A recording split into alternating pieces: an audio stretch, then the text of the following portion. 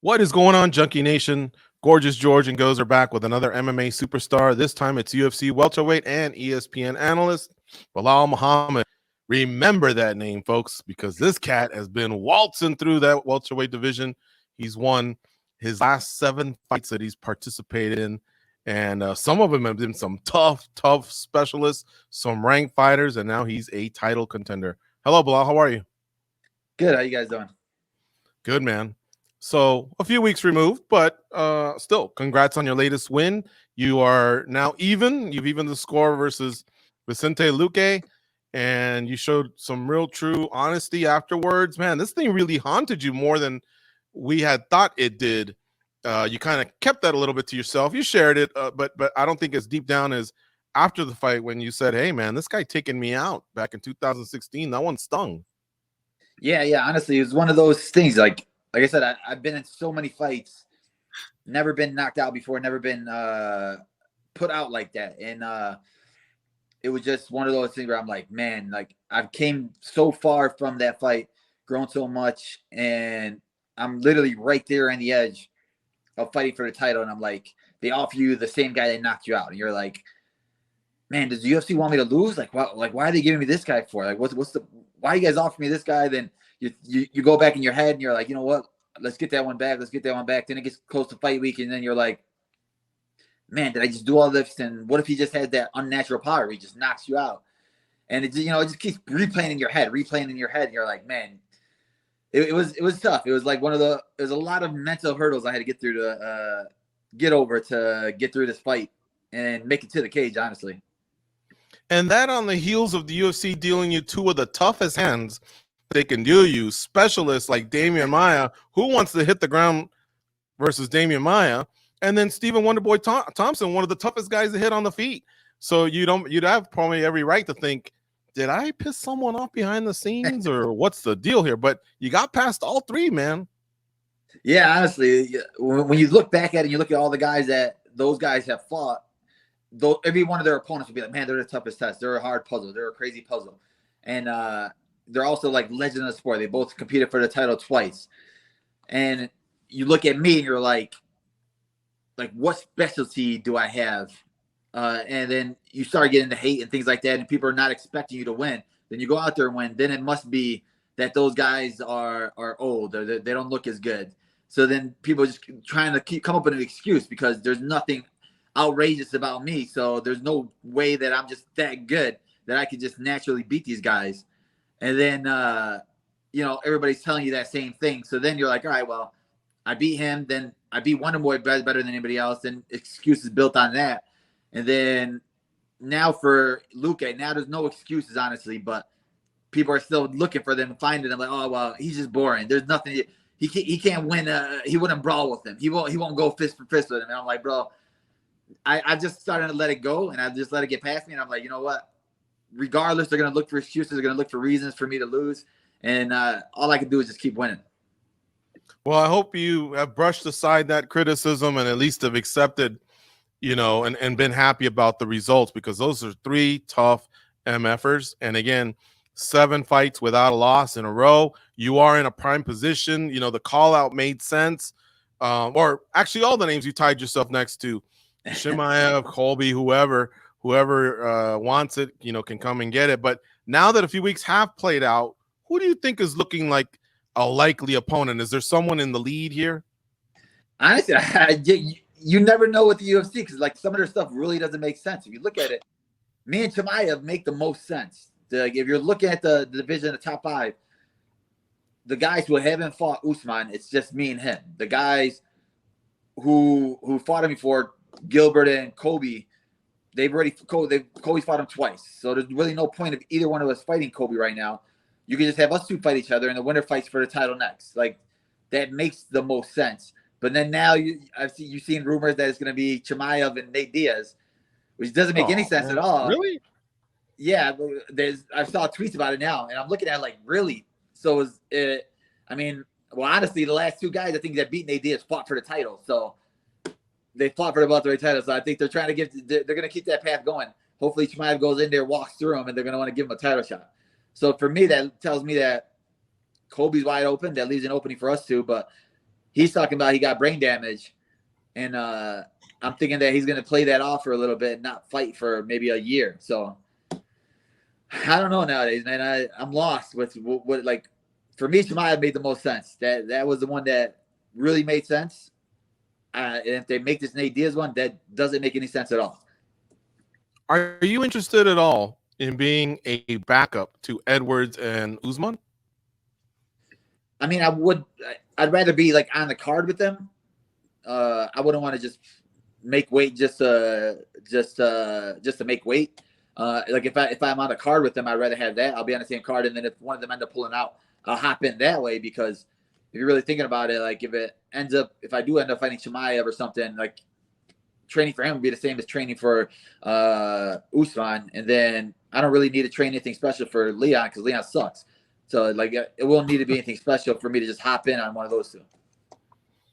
All right, so to be clear, you would do it, but you have a preference of fighting someone on the same card, is what you're saying. Yeah. Okay. You've interviewed, now you've been behind the desk and part of the media world for a while. Have you ever interviewed someone in that position that was a sub? And whether you want to tell us everything that they may have told you or not, what can you share, man? Because my theory is this.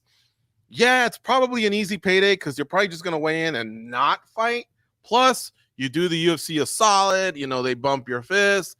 But in the end, if your turn gets called, are you really the most prepared physically and more important, mentally for the biggest fight of your life? Did you really, really think, it was going to be you? You know what I mean? Like, I feel like a lot of fighters just go through the motion and lose the weight and they're there if they need them, but they're not the 100% best. What are your thoughts now that you've kind of been around fighters for so long? You're a top of the heat fighter within your division, and you've probably interviewed fighters in this boat.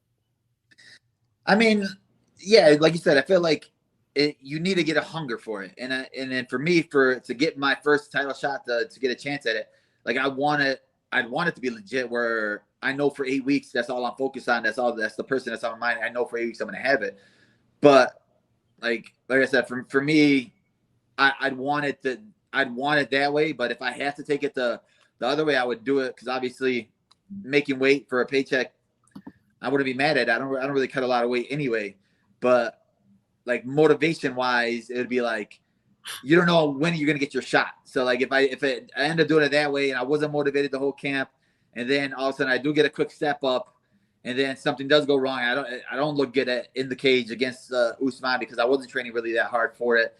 Like, you're never going to get that shot again. Or like it's taking me this long to get that shot.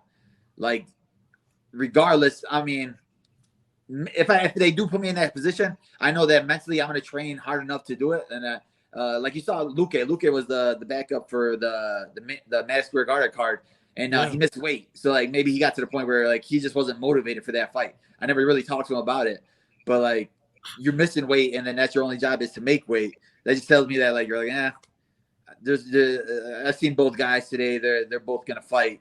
So like I don't want to have that mentality, honestly. Yeah. So Belal, the two names that were brought up here, Covington, Chimaev, those two names, which do you think is the tougher fight of the two?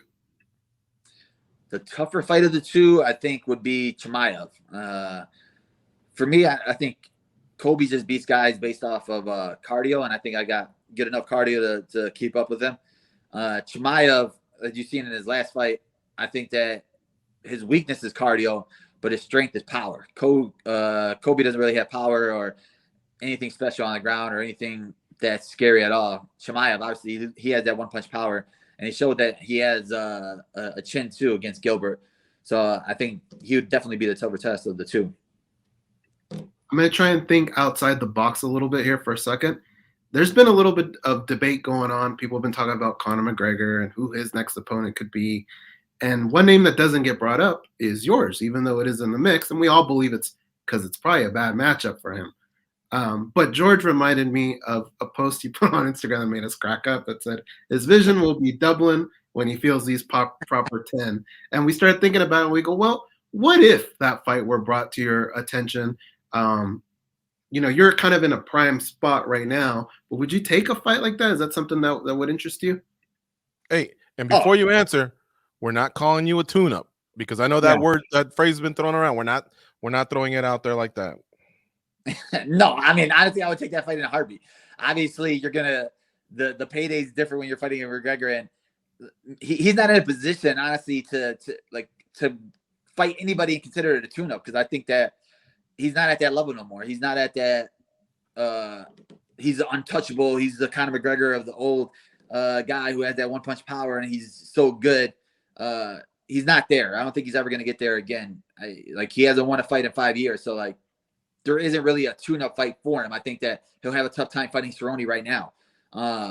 So if he actually does want to come up to 170, it would make sense, and I think it'll be a fun build-up, because we have gone back and forth on Twitter and stuff like that. But for him to keep tweeting out I'm going to be fighting for Usman for the title, I think, like I said, I think he's an attention whore. That's what he loves, when he's not going to need attention. He has all the money in the world right now, so the only thing he doesn't have is attention, because he's not winning fights. Nobody cares about you unless you're winning fights. So that's why he tweets out random, I'll fight him. Let me fight for the 55 title. Let me decide which one I want to fight for. And because he knows people are going to tweet about it and talk about it, and that's all he really wants is attention. I don't think that he actually really wants to fight. So let's forecast a little bit. If this interview were taking place in November, December, what would we be talking about right now? November, December of next year? This year. Oh, this year? Mm-hmm. I think we're going to be talking about probably my next title fight. I think that I'll probably get, after my next fight for sure, it's going to be fighting for the title no matter what. Okay. But it depends on if, for me, I'm trying to think of when Usman's actually going to fight. And if you're looking at it, they haven't booked that fight. They've said it. They brought it up, but it's been months. And like I said, I think that his hand's more injured than he's letting on. And I think that people keep re-injuring their hand with that type of injury, I've heard before. So I really think that he's not going to be fighting until later on in the year. And if that's the case, a fight with me and Leon does really make a lot of sense. If you're Leon, I would want to stay active and fight instead of making my second fight in 2 years to be only Kamaru Usman, my other fight being Nate Diaz. So you're coming off a Nate Diaz win to Kamaru Usman. And if I'm Leon, it's that's what you want to go fight your title fight off of, a Nate Diaz fight. So it really doesn't make any sense if I'm Leon. But if that's the case, I think that I'm going to have one more fight, then fight for the title, maybe at the end of this year or the start of next year. By the way, what kind of a world do we live in? I was just thinking, we have a proper champion at 170, tons of contenders with different styles, veterans, younger guys, specialists, you name it, up-and-comers. And yet Nate might fight Chimaev and Usman might fight McGregor. These are guys that are really more 55ers, and these are two guys that if you lock them up, they could sell 2 million pay-per-views and headline the stadium show. I don't understand why they're bugging with you guys at 170. It's obviously the business part of it. I think it's more so Nate doesn't want to re-sign his contract. He probably wants the Poirier fight right now. And they're probably like, yo, you either want to sign a longer contract with us or your last fight in your contract will be Chimaev. And Nate's probably at the point now where he's like, you know what? Fudge it. Let me just get this fight over with. Fight Chimaev, then fight Jake Paul after this. Because I feel like that's all he wants to do is get one more, get out, and then go fight boxing or somewhere, one of the YouTubers, and then get paid big over there. Yeah, that probably is it. All right, so just a couple more here. Tell me about Ramadan and fighting during the month of Ramadan, which was April 1st to May 1st. I believe the fast broke a few days ago. And you fought. Now, as I know it, it's no water intake or food intake from sun up to sundown. Is there any form of exceptions, or did you work around that for not only your nutrition and during the camp, but also, fight day? So I fasted all the way up until the last 2 days before the fight. So the weight cut and then the fight day, I didn't fast, but up until then I did. And it was I've gone through full camps before in Ramadan where I'm still training 2 or 3 times a day while fasting. And like I tell everybody, it's like after your first 3 days, your body kind of gets used to it. And then it's just making sure that at night before sunrise, just putting the right stuff in my body. Like I have to like maintain my weight, so I have to eat stuff that's easily digestible. Like these last 2 weeks have been fun because my mom's, I'm fasting the whole time. And then I know my mom's gonna cook a amazing meal at the end. But the first 2 weeks it was terrible because I'm sitting there training, and then when it's time to eat, my mom's freaking making a master dish, and I'm out here eating like chicken salad and being depressed. But like I said, I think sometimes it just helps me stay focused and just gets my head right, where I'm not sitting there overthinking the fight or anything like that. But yeah, I think this is never again am I taking another fight during round, because this time it affected my weight cut. We literally had to be in the sauna probably for an extra like 45 minutes because it was like just stuck on. And then he said, yeah, probably your body was just trying to hold on to everything because it thought you were going to start fasting again. Wow, that's crazy. But yeah, I mean, it probably would be a month to avoid, for sure. So much is involved with the way you water load, for the fighters that want to lose weight eventually later in the week. And obviously you have to work around that, but just staying hydrated, 5-round fight, a lot went into it and you got past it. And another adversity I saw was rounds 1 and 2, if I'm not mistaken.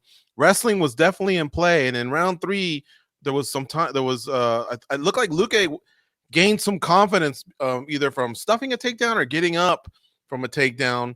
And a lot of people thought maybe the tide might turn, but you showed you still had another gear. But do you remember that? Like he kind of overcame adversity, but then you overcame the adversity of meeting him head on, when he thought the fight might be turning? Yeah. And that third round was big. It was like he hit me with something. I don't know what it was, but like I couldn't see the whole rest of the third round. And I was like, I went back to the corner. I was like, what the fudge? Is there blood in my eye? Then shout out to Tate, because he was like, the Cub man. He was like, no, your eye's good. Stop rubbing it. Stop rubbing it. The doctor's going to look at it. And I was like, all right. And I literally couldn't see out of my eye. It's like you can still red. Oh, wow. Yeah, right now. I couldn't see for the rest of the last 2 rounds. And I was like, what the fudge is going on? I was like, all right, whatever. We just got to get it. So that's what it was more so like just trying to get my head right of trying to get in my Bisbing mode of fighting with one eye. And then by the 4th round, I was like, all right, we came this far. We're not going to let it slip out of our hands. And I just think it made me better.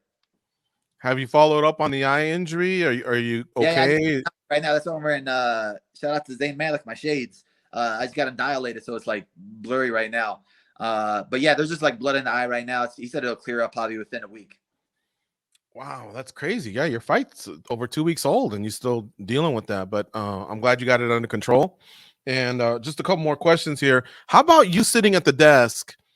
We've joked around, I feel, about, man, maybe the UFC doesn't like me. They obviously think a lot about you because you are on that analyst desk. And honestly, I think a lot of people just find you pretty funny, charming, clever. But tell me, working the desk, do you think that can be an advantage? Because, see, you can insert your name into a lot of narratives when welterweights are fighting, or these fighters that want to, be a welterweight, like a McGregor or a Diaz. Or do you find like maybe you have to back off so people won't say, oh, he's abusing his role as an analyst by always inserting his name? Yeah, I haven't gone to the point where, luckily I haven't gone to the point where like I worked a big welterweight fight or anything like that, where, you had that Kamaru Usman and Colby moment when they were like arguing when Kamaru was working the desk. But I feel like there has been points where like I was working the desk and Conor McGregor started talking trash on Twitter about it.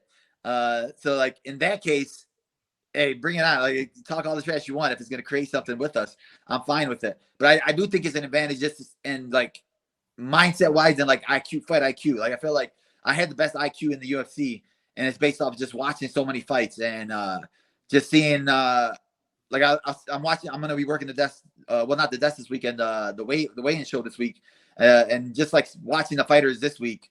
You pick up things from all these fighters, pick up new little tricks and things. And I feel like that's what's so good about my style is I always bring something new to the table. Like you said, I fought a Maya where I had to defend so many takedowns and, I wasn't going to shoot on Maya. Then I fought a Wonder Boy who's such a good striker that I had to shoot on him and take him down. Then I fought a Luque where you saw both, where I'm using my striking, my footwork, and then I'm also changing levels to take you down at all points. So I think that every single fight, I'm bringing something new to the table and keep evolving every fight just based off of all the studying that I do and all the analyst work that I do. All right, and being the superstar that you are, obviously you're tougher to book nowadays. So I'm just going to take a couple minutes of overtime, get a couple last questions, and who knows when we'll talk to you again. But I want to go back to McGregor. You mentioned him here in this last answer. What if you were to say, all right, tough guy, you know what? I can't get Usman right away, so I want to get another welterweight contender. But the only thing is you're going to lean on that wrestling stuff. I like to throw hands. I want to put on a show. Would you kind of gentleman's agreement say let's throw hands, or it is MMA? You're welcome to use your wrestling and beat someone up doing that. But I know a lot of strikers like to play that game, so I guess I'm prepping you for what an angle somebody could take with you.